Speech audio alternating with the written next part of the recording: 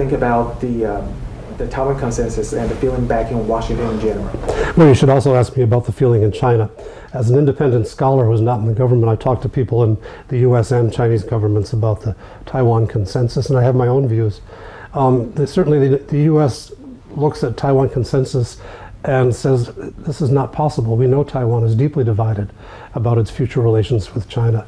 And so there's a suspicion that the Taiwan consensus is a way of saying no desire to reach cross-strait agreements.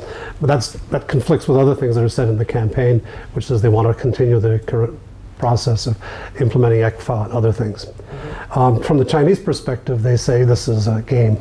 The Chinese officials who watch the Taiwan consensus also say a Taiwan consensus now and in the very medium-term future is impossible unless it's something that calls for independence from China, and therefore they will oppose that.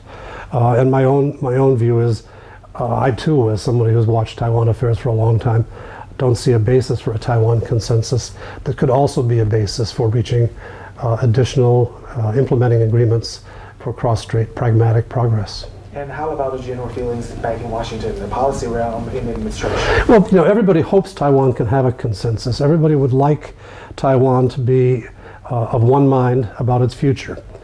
But those of us who know Taiwan well know that this is still a remote possibility, that maybe decades will be required before something like a consensus can be formed.